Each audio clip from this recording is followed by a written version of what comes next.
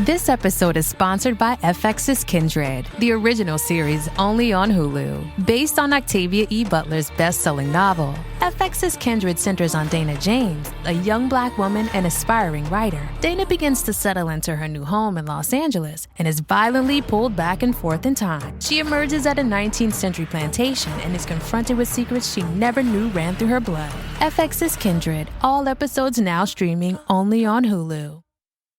Celebrate the launch of David Rothkopf's new book, American Resistance, the inside story of how the deep state saved the nation, by becoming a member today. This month, new members will receive a free signed copy of the book, along with the usual member benefits, including an ad-free listening experience, members-only bonus content, an invitation to join the DSR Network Slack community, and more. To take advantage of this offer, visit thedsrnetwork.com/buy and select the option titled American Resistance. Upon successful checkout, you will receive a confirmation email with instructions on how to redeem the book. The book retails for $29, but is included with this membership option. You'll just pay for shipping. Please allow 2 to 4 weeks for shipping. Thank you very much. 9, 12, 10, 28, 2, 23. This is Deep State Radio, coming to you direct from our super secret studio in the third sub-basement of the Ministry of Snark in Washington, D.C., and from other undisclosed locations across America and around the world. Hello and welcome to the latest edition of the podcast. I'm your host, David Rothkopf, coming to you from New York City. Because it's that time of the week, we're joined again by Simon Rosenberg, our co-host. Simon is president of NDN and the New Policy Institute, and no doubt still basking in the glow of last week's achievements. Or have you already started to worry about the next challenges, Simon? Today, David, I think we're all feeling the emotion of Nancy Pelosi and her retirement remarks just a few minutes ago. Big day here in the country and in Democratic politics. Well, I'm going to ask you about that in 1 minute and talk about the departing generation before we talk about the new generation. But we want to talk about next generation politics today. And we are joined by John Della, who is the director of polling at the Harvard Kennedy School of Institute of Politics and the author of Fight: How Gen Z is Channeling Their Fear and Passion to Save America. Hi, John. It's great to be with you, David. Good to see you. Simon, we not only had Nancy Pelosi's remarks, which had been long expected, but we also have an announcement that Steny Hoyer is stepping down from the leadership, which means we're going to get a whole reset on the Dem leadership at a very sensitive moment, at a moment when, I read a lot about people talking about Republican control of the House. But if the Republicans end up with 220, 2-3 people switch and the Democrats control whatever the issue is. So you need deft leadership in that situation. Do you think it's going to happen, and how's that going to look? I think what Nancy said today and the way she said it was very, very important. And it's actually setting up our conversation with John very well, which is that, we are in the midst or in the beginning of a very significant generational turn in the Democratic Party. In the next 5 years, Joe Biden and Bernie Sanders and many other leaders, Nancy Pelosi, who we've all come to know, will be passing the baton to a new generation. And I think one of the things that happened in this election is that we should have greater assurance that passing of that baton over the next 5 years or so is going to be successful. I mean, the next Democratic Party that's coming, when you look around at Hakeem Jeffries, who's likely to be the next Democratic leader in the House, and Gretchen Whitmer and Cory Booker and Gavin Newsom, and make your own list of whatever, the next 20 or 30 leaders, these are very, very capable and strong people. And I think that for me, I'm worried about anytime there's a generational handoff, right? There's always risk involved, but I feel that the party is strong and that we are in good hands in the coming years. And that in many ways, I will tell you that having been doing this for 30 years, I think the next generation of leaders coming up in the Democratic Party are better than even the ones that we've had, frankly, over the last 25 years. So I really am pleased, and just hats off to Nancy, right? I mean, incredible leader. She's done so much. Also, just an incredibly good human being. I mean, I've been lucky enough to spend a lot of time with her, and she would always ask me about my kids. She remembered their names, right? I mean, she's just an incredible person. And so thank you, Nancy, for everything that you did. I totally agree, by the way. First of all, that Nancy Pelosi is a remarkable woman, and certainly the most consequential legislator of our time and Speaker of the House in many, many, many decades, and a really deeply good human being, cares about her family, cares about the people around her, maintains high values. And she's going to be very, very difficult to replace. But the bench, and particularly the younger bench, and particularly the folks you mentioned, and we could mention Josh Shapiro and a bunch of others, is a better bench than we've had in a long, long time. Driving a lot of this is going to be the emergence of Gen Z voters. From that perspective, how do you look at this generational change, John? I see two generations, actually. I think about the what we now have as a Gen Z and a millennial alliance, essentially. We're talking about voters under the age of 40. They, in the next cycle, in 2024, I think they're likely to be 40% of the overall electorate. And I think that sometimes the way in which they may go about their politics might be different, but there is a shared set of values that extends from, I think, millennials through Generation Z, a generation which is still not yet fully over the age of 18 and able to vote. And been looking at this for 22 years now, right? 100,000 interviews, countless hundreds of focus groups. And by now you've probably met all of them. Spent a lot of time. I feel like I'm embedded with them, right? Between like my kids, the students, and the survey work. But well, that's what gives me hope. But there's also this sense of interest in a robust government to solve the systemic challenges that this generation is now facing, right? Around inequality, around systemic racism, around access to education, et cetera. So I think the time is right, for to see greater levels of representation across that Democratic bench that you talked about, just as Gen Z and millennials are really beginning to thrive in terms of a significant cohort within the electorate. Well, let me ask you one more question, Simon, that turns on the issue of the House, and then we'll talk more about upcoming elections and the role of this group, because I see an essential tension. If the Republicans have 220 seats and Democrats have 215 seats, then the Democrats have, as I said earlier, I get a little frustrated when I see people talking about Republican control of the House, because, to me, it's kind of good luck with that. Whoever has the most votes has control of the House. And there are a whole host of issues, from climate to Ukraine to budget issues, where the Democrats are more likely to be able to pull together 220 people than the Republicans are. But the swing is at the center.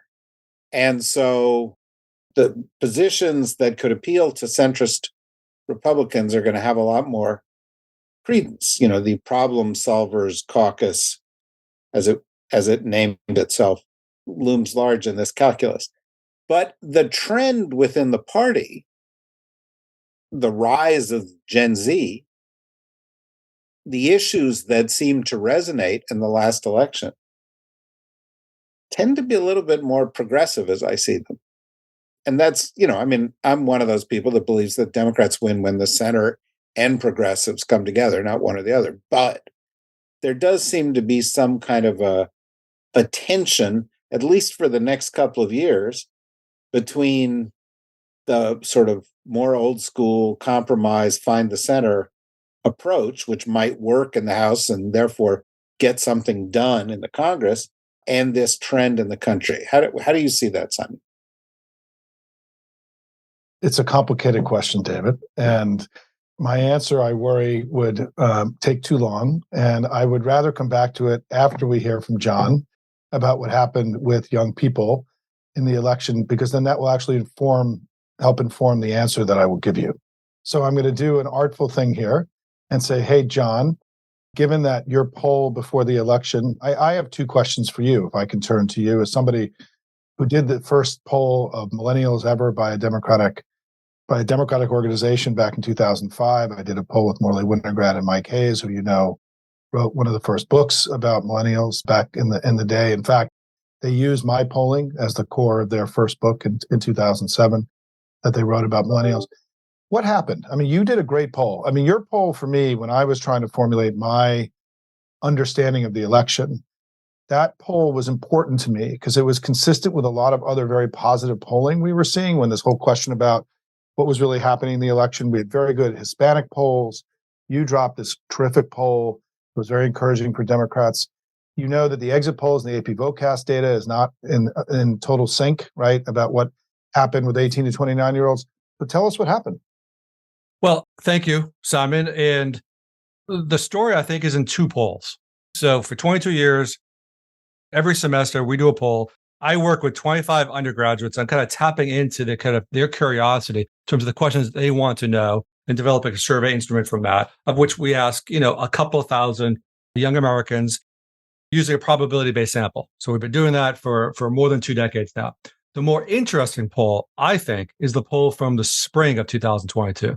Because what that poll said is, despite the fact that President Biden's job approval rating had seen a double-digit decrease, despite the fact that what is often the leading indicator of interest in participating in elections and turning out, all those indicators were down in terms of the efficacy of political engagements.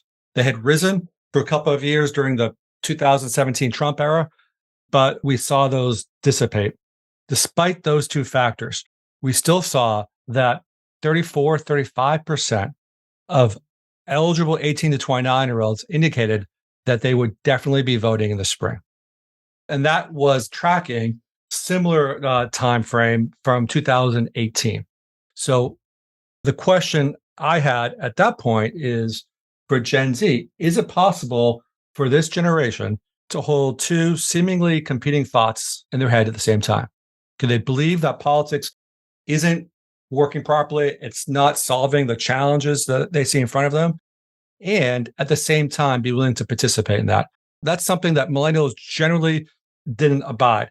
If they felt like politics wasn't working, they were less likely to vote. As you know, the participation among 18 to 29-year-olds barely ever got over 21% overall all the last couple of decades. So that was what was interesting. Before Dobbs, before the record-setting level of legislation and accomplishments, I think, from this administration in the summertime, young people, specifically Gen Z, were already interested in voting. Then we saw in October, essentially that number stabilize and it increased. And the way in which it increased is what I think we've seen reflected in the exit polling, which is we saw a tremendous amount of intensity, both voting as well as for Democrats among young women, specifically young women on college campuses. So to me, I looked at the spring poll, I looked at the registration data, the Kansas data, the early voting data. We had our poll, and I felt like collectively it was a pretty compelling picture, not unlike the picture I saw in 2018. So, Simon, you have another question that I know because of the way you dumped out of my question. And so I thought maybe you can ask that. And then when we come back, when John's done, then I will go back to you and not allow you to dump out of it a second time. John, I do have another question, which is talk about what we know so far about the share. For example, in Arizona, in the exit polls, 18 to 29-year-olds were 56 points Democratic. AP Vocast, it was substantially less. I mean, what's your take on the early data that we're getting about the performance of Democrats, not just the turnout, but the performance of Democrats in these places? Simon, David, the way I think about this country, obviously it's divided nearly equally 50-50, but I think it's more accurate to think about these divisions based upon 40, under 40, over 40. Specifically, when you look at the Edison exit polls, which is where I spent most of my time because it frankly seems to be far more correlated with the other high quality polling, including our own at the Institute of Politics, I see that Republicans won the over 40 vote by a solid 10 points. Okay, so the degree to which folks were predicting a red wave, they were talking to folks over the age of 40. Whether that was a wave or not, they certainly did better than they did in 2018. the difference maker in this election are the millennials and Gen Zers, Americans under the age of 40. Collectively, this group voted Democrat by 20 points during my last calculation. These things will be updated, but 18 to 20 points, with a lot of the energy similar to 2020, similar to 2018, coming from that 18 to 29-year-old cohort. You talked about 56 plus point margin in Arizona, close to 50 points in Pennsylvania. Not to overlook 64 points in Nevada, right? Like we those are outstanding numbers, right? In any other year, they just kind of fail in some comparison relative to Kelly and Fetterman. Overall, on a national basis, when we looked at the House exit polls, Democrats won by 28 points, 63-35, as I recall. Well, John, isn't it true that in some of those states, like in Arizona, if those numbers hold, if those become the known numbers, those are the biggest spreads we've ever seen with 18 to 29-year-olds, right? I don't think we've had 56-point gaps in major Senate races before. I mean, if that's really ends up being the final number, right? It's extraordinary. It's absolutely extraordinary. We're not talking about a relatively small subgroup of the electorate. We're talking about a generation, Simon, right? Going back 22 years, the high watermark was Obama in 2008 at the general election. He got 66%. And perhaps he pushed, close to 70 in some, probably the non-battleground states. It's been a while since I've looked at that. But no, these are extraordinary numbers, and they're being driven by, I think, this kind of combination of negative partisanship, right, and concerns about choice and rights and freedoms. But also, I think there's just been a tremendous amount of really good work done under the radar for lots of people about telling the story of the Biden and the Democrats' record, honestly, right? Without those two components, I think we're looking at a very different outcome. If you're like me, you're probably a bit frustrated with the state of our political system today. So why does American democracy look the way it does? And how can we make it more responsive to the people it was formed to serve? Democracy Decoded is a podcast by the Campaign Legal Center. It examines our government and discusses innovative ideas that could lead to a stronger, more transparent, accountable, and inclusive democracy. In season 2, host Simone Leeper covers everything you need to know about voting in the United States. She speaks with experts from across the country and voters representing impacted communities about the deliberate barriers to voting that exist today. She asks, how can we make our voting system more inclusive? Because our democracy works best when every voter can participate. Listen to the latest season at democracydecoded.org or wherever you get your podcasts. Cartier, Rolex, Gucci, Prada, Jordan, Adidas, Bottega Veneta. At eBay, it's real, or it's getting the fake out. Our team of luxury authenticators are making sure you never get faked over again. Watches inspected by watch experts. Sneakers checked by legit sneakerheads. Handbags examined by handbag connoisseurs, and jewelry in the scopes of expert gemologists. The details inspected, the fakes rejected. Ensure your next purchase is the real deal with eBay's authenticity guarantee. Everyone deserves real. Visit eBay.com for terms. You say it's a generation, and you say not all of them are voting yet, which means there'll be more of them voting in 2 years. And there is a clear narrative within the Democratic Party right now that Gen Z played a big role for all the reasons you guys were just talking. Describe how much more important it's going to be in 2 years. Well, in 2 years, it will be, by definition, more young people, which means also more people of color. Basically, the way I look at it is you could almost blind pull, young voters under 30. Because for Joe Biden, and this gets back to the other question you talked about earlier, David, around compromise. But Joe Biden won those 5 battleground states of Arizona, Georgia, Pennsylvania, Michigan, and Wisconsin by an average of 20 points among that under 30 vote. Just like Democrats did in each of those states this year, they lost the votes of folks over the age of 45. And that's with Joe Biden running. So the degree to which every single year an older American who has generally conservative values will be replaced by a couple of younger people who are more diverse and have a different set of values. And those values align much more closely with the current version of the Democratic Party. Now, the question is, and I think that it's easier to answer that question today than it was a couple of years ago, are there systems in place to welcome those folks into the party and begin to kind of connect those values with their leaders who are likely to represent them? Well, Simon, let me ask that question to you. You and I talked about this over the course of the past couple of years, and there was a prevalent narrative, which was young voters don't vote. If only the young voters would vote. That was really what people talked about. Now, the page has turned. Now these voters are decisive. How does that change the calculus for everybody? Well, this is a really important question. And as somebody who pioneered both bilingual polling for the Democratic Party 20 years ago, and then I did the first set of polls of millennials, and I articulated in 2005 that there was a new electorate, that the right candidate who could speak to that new electorate could win a presidential election. And we ended up getting that right candidate in 2008. And so I've been working on these things for 20 years. And I will tell you that what is still true in our party is that younger voters are still at the kids' table for the most part, and at a strategy level. The central reason why is because it's harder to talk to them. And what I mean by that is they're post-television, and the way our entire campaign structure is set up to a great degree is still around a television model.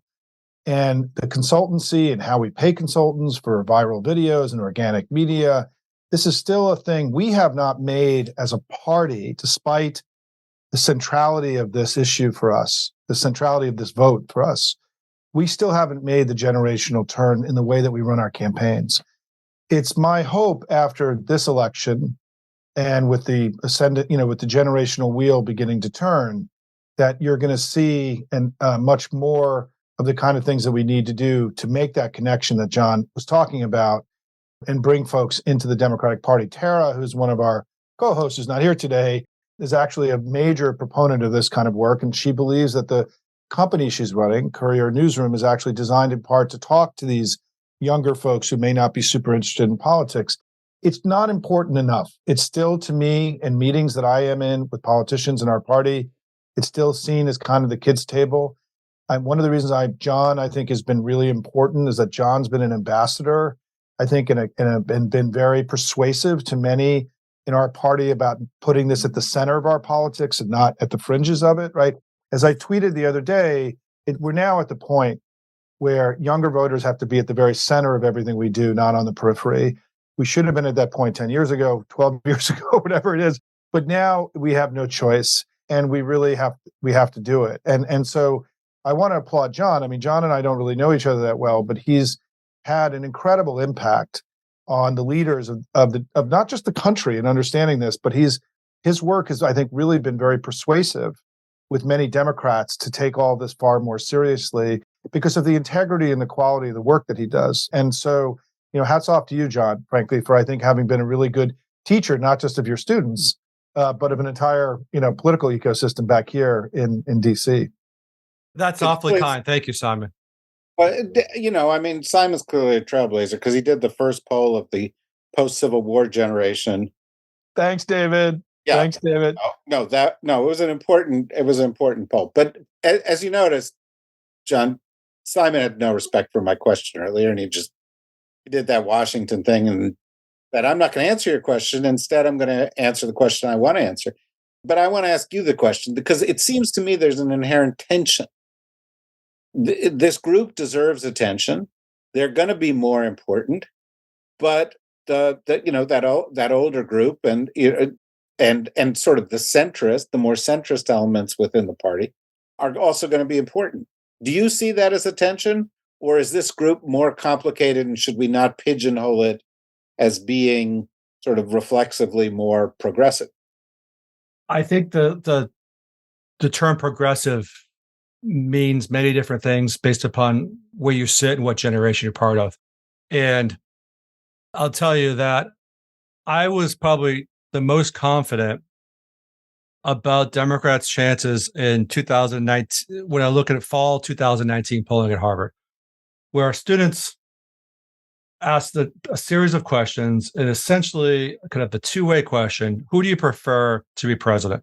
Someone who doesn't compromise, who has a vision. It doesn't stop until that vision is accomplished, but it could take years without progress, or someone who has a vision but accepts incremental change. Like, I'm paraphrasing, okay? But that was essentially kind of the question.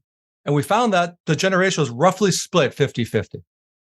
And that when I took that lens, as well as Democrats within the generation, slightly fewer were interested in compromise, but still, this generation has an urgency that I haven't felt in other generations. And they're willing to work and to compromise as long as they continue to see progress.